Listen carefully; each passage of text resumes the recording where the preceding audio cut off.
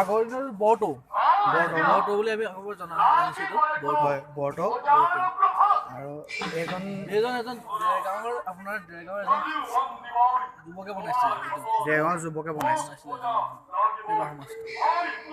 আজি 5 বছৰৰ পৰা আছে, এইটো আমাৰ অন্তিমটো আছিলে। আৰু এইজনে আৰু আমাৰ ওচৰতে আছিলে আপোনাৰ মুখা শিল্প তাৰ পৰা আছিলে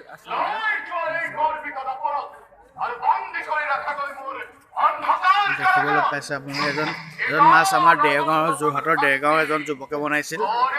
এজন মৎস্য আৰু এয়া আগৰ আপোনাৰ কাঠৰ দোলা যেতিয়া ৰজা ৰাণী বিলাকক যেনেকে আগৰ আনিছিলে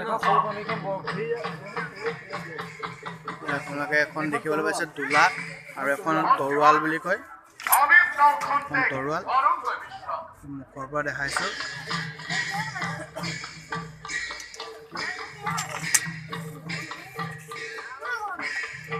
মুখা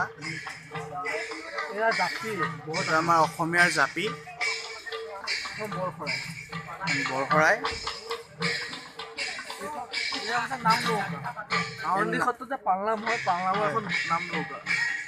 আউনীআটী সত্ৰৰ এখন পালনামৰ কাৰণে হয় নাম নৌকা আপুনি দেখিবলৈ পাইছে।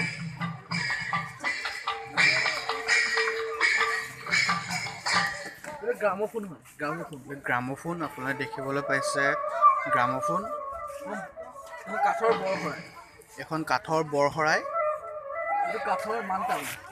কাঠৰ টেমা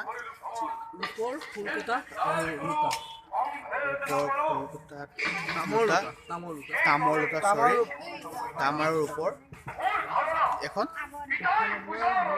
দোল শৰাই বুলি কয়। কাঠৰ হয়, কাঠৰ দোল টেমা বানবাতি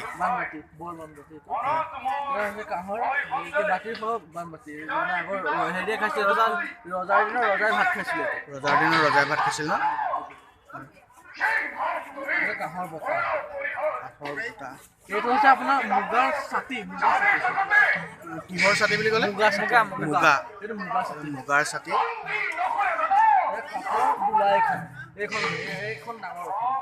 এখন কাঠৰ ডাঙৰ দোলা আৰু এগৰাকী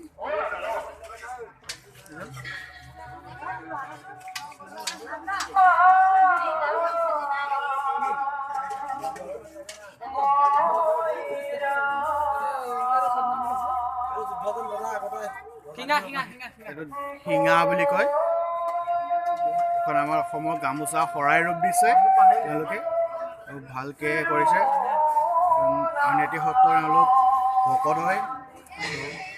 গাইজ থেংক ইউ।